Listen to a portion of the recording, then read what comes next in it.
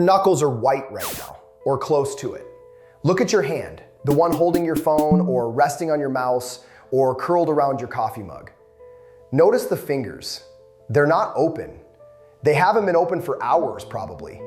The tendons on the back of your hand are slack because the flexors on the palm side have been doing all the work, pulling your fingers into that soft fist you carry around all day without thinking about it. Do something for me.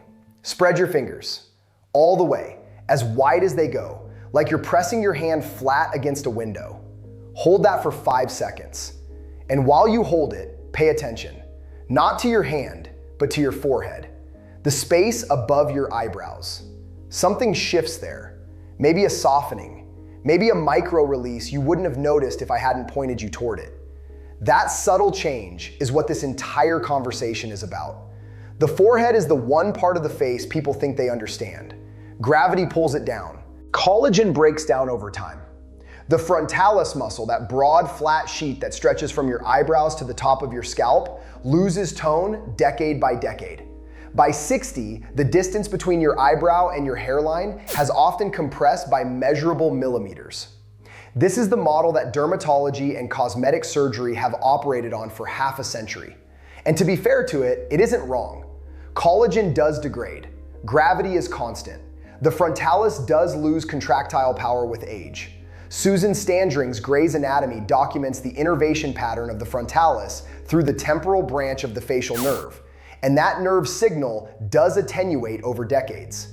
The multi-billion-dollar industry built around this model, creams that claim to tighten, injections that temporarily paralyze, surgeries that manually reposition, all of it rests on a reasonable anatomical foundation. The forehead is aging. The interventions address the forehead. The logic is clean. But clean logic doesn't always mean complete logic. Here's where the model runs into something it can't explain. Take two people, same age, same skin type, same sun exposure history, same body composition. One works as a massage therapist, hands open, fingers spread, palms pressing into tissue 8 hours a day. The other works as a long-haul truck driver, hands wrapped around a steering wheel, fingers curled, wrists fixed in flexion for the same 8 hours. Their faces age differently, and the difference isn't in the skin. The skin is comparable. The difference is in the resting position of the forehead, the tone of the frontalis at rest, the vertical distance between brow and hairline, the depth of the horizontal lines. The conventional model would predict identical forehead aging because the inputs it tracks, collagen, gravity, sun, are matched. The outputs are different. I want to follow this discrepancy because it leads somewhere unexpected. But first, the anatomy needs to be on the table, because without it, the connection sounds implausible. The median nerve. Most people know it, if they know it at all, as the nerve involved in carpal tunnel syndrome. It runs from the fingertips through the palm, under the transverse carpal ligament at the wrist, up the forearm between the flexor muscles, through the cubital fossa at the elbow, along the arm, and into the brachial plexus, that dense web of nerve tissue at the base of the neck where the peripheral nervous system meets the central one. The median nerve's roots are C5, C6, C7, with contributions from C8 and T1. Those labels matter. C5 through C7 aren't just addresses, they're neighborhoods, and the neighbors are significant. The cervical spine at C5 through C7 is one of the most neurologically dense regions in the body. The nerve roots emerging from these segments don't just serve the arm and hand. They contribute to the cervical plexus, which innervates the deep muscles of the neck. They feed into pathways that influence the trapezius through the spinal accessory nerve. And through the deep cervical fascia, this is where Carla Stecco's dissection work at the University of Padua becomes relevant. They connect to a continuous fascial plane that runs from the base of the neck over the skull to the forehead. Stecco's team demonstrated that the investing layer of deep cervical fascia is not a discrete structure with clear borders. It's a continuum. It connects. The tissue that wraps your sternocleidomastoid is mechanically continuous with the tissue that anchors your frontalis to the periosteum of your skull. So the median nerve enters the cervical spine, at segments that share real estate with pathways influencing neck tension, scalp tension, and, at the end of the fascial chain, forehead position. Chronic input from one pathway influences the tonal state of the entire segment. This is segmental facilitation. It's documented in osteopathic and neurological literature going back to Irvin Core's research at Kirksville in the 1940s and 1950s. When a spinal segment receives sustained afferent input coming in from the periphery, it becomes hyperfacilitated. The threshold for firing drops. Everything connected to that segment runs a little hotter, a little tighter, a little more contracted than it should. A hand that grips all day sends sustained afferent input through the median nerve into C5 to C7. Those segments facilitate. The muscles receiving efferent output from those segments increase their resting tone. And at the far end of the fascial chain, the frontalis, which is already working against gravity, is now working against its own elevated baseline tension. It's not just aging, it's being held tight from below. The word I want here is loaded. Not compressed, not restricted, loaded. The forehead is carrying a load that doesn't originate in the forehead, it originates in the hand. This is one of those observations that once you see it, starts appearing everywhere. The person on the train gripping the overhead bar with white knuckle intensity while their forehead furrows in parallel. The colleague whose hands are always wrapped around something, a pen, a phone, a water bottle, and whose brow sits heavy above deep horizontal lines. The way your own forehead feels after 4 hours of typing versus 4 hours of gardening with open hands in soil. These aren't coincidences that require elaborate explanation. They're the visible surface of a neurological circuit doing exactly what the anatomy predicts it would do. Every hand-intensive occupation loads this circuit. Every hour of phone scrolling loads it. Every commute with both hands on the wheel loads it. The modern hand is almost never fully open during waking hours. We grip, we scroll, we type, we carry, we squeeze. The hand opens briefly to transfer objects and closes again. The median nerve receives constant compression and the cervical segment stay facilitated, and the fascial chain transmits that facilitation upward, and the frontalis holds a tension it was never designed to hold chronically. That observation, the relentless grip of modern life, is worth sitting with because it connects to something older. When Polynesian navigators crossed the Pacific centuries before European contact, their primary instruments weren't charts or compasses. Their instruments were their hands. Fingers trailing in the water, palms open to read the direction and temperature of currents flowing beneath the hull. Hour after hour, hands spread wide, fingers extended, receiving information through skin that was exquisitely sensitive because it wasn't compressed. These navigators didn't know about median nerve decompression. They didn't need to. Their practice kept the nerve unloaded as a byproduct of their technique. Historical accounts from early European contact describe these navigators as having remarkably unworn faces relative to their age and sun exposure. An observation that was attributed to genetics or diet, but might have had a simpler mechanical explanation. In medieval Flanders, the textile centers of Bruges and Ghent employed weavers who spent their working lives with fingers spread across the loom, threading warp through weft with hands that were perpetually open. Guild records from the 14th century note that master weavers were recognized partly by their calm facial carriage, a quality attributed to the meditative rhythm of the work. The loom required spread fingers. The spread fingers decompressed the nerve. The decompressed nerve lowered segmental facilitation. The lowered facilitation released the frontalis. The weavers' faces reflected a hand posture, not a personality trait. These navigators and weavers were practicing nerve decompression without a framework to name what they were doing. The anatomy was always there. The connection was always operating. The language to describe it arrived centuries later. So here's where the two models stop competing and start collaborating. The conventional view that the forehead ages through collagen loss, gravitational pull, and frontalis weakening is accurate. It describes what happens in the local tissue.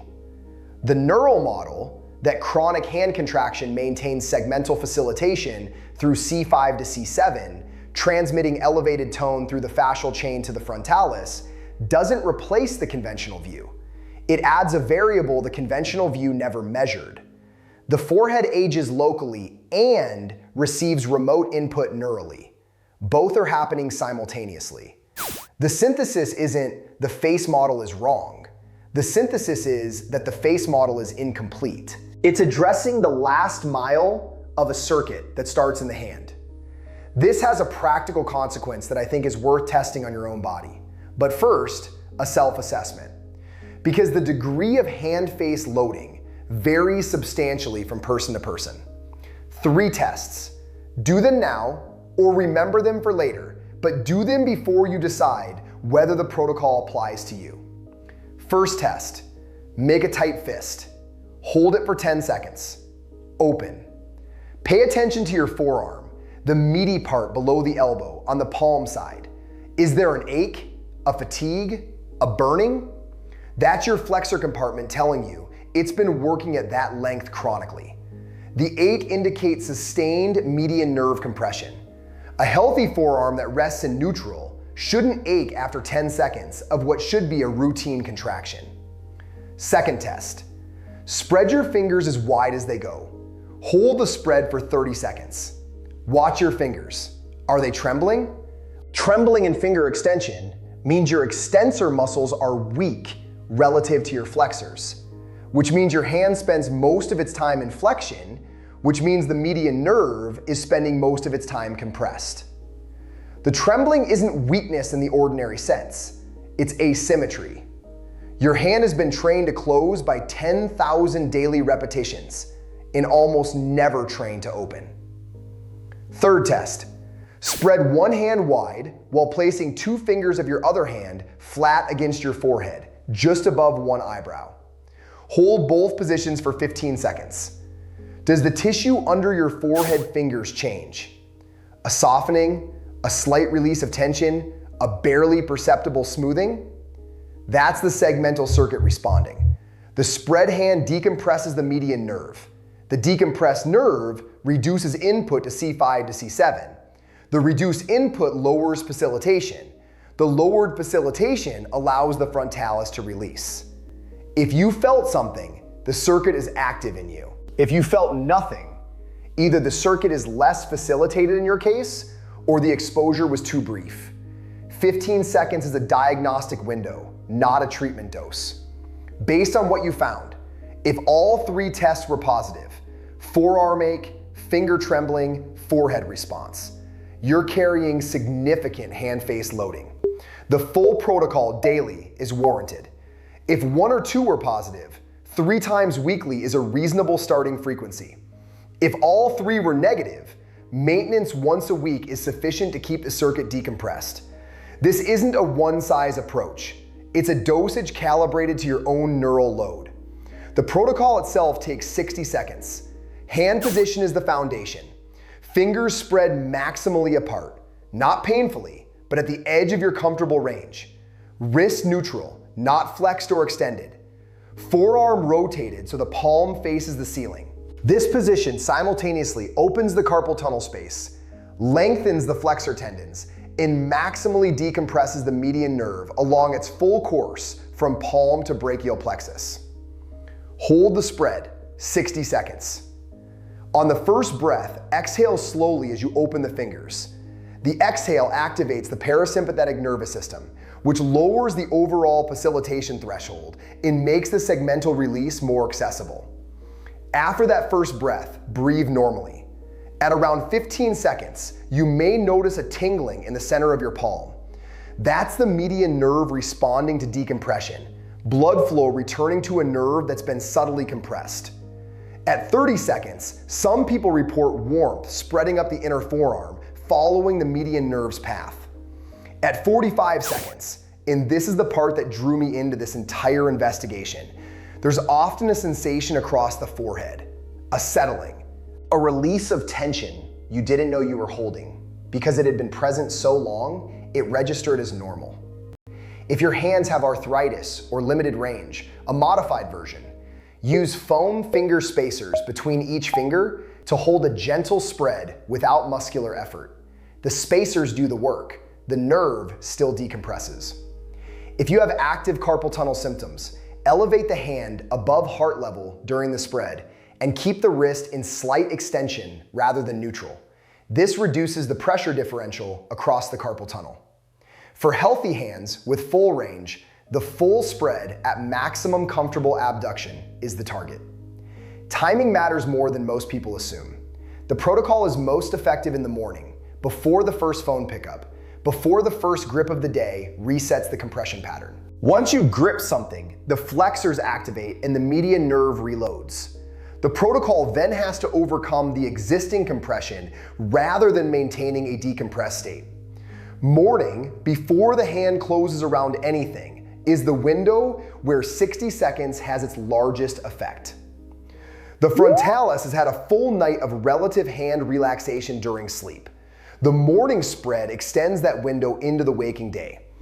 I've been doing this for several months, and the part that interests me most isn't the forehead response, though that's measurable and in my experience real. The part that interests me is the question it opens about what else is connected through these cervical segments that we haven't traced yet. C5 through C7 serve the hand and influence the forehead. They also contribute to the diaphragm through the phrenic nerve at C3 to C5, to the shoulder through the suprascapular nerve, to the scalp through the greater and lesser occipital nerves. The hand face circuit is one thread in a much larger tapestry woven through 3 cervical segments. And there's a question I keep returning to that I haven't resolved. During sleep, the hand relaxes, the fist uncurls, the median nerve decompresses naturally. Does the forehead recover during those hours? Is the frontalis released during sleep, when the hand is finally open, part of why faces look different in the morning than they do at the end of a long day? The puffiness we attribute to fluid redistribution might be partly fascial release. The rested look might be partly neural decompression that accumulated over 7 hours of open hands. I don't have the data to confirm that yet. What I have is the anatomy, the segmental facilitation research from Core's lab, Stecco's fascial continuity dissections, and the observation, consistent enough to be worth following, that how hard your knuckles grip the day correlates with how heavily your forehead carries it.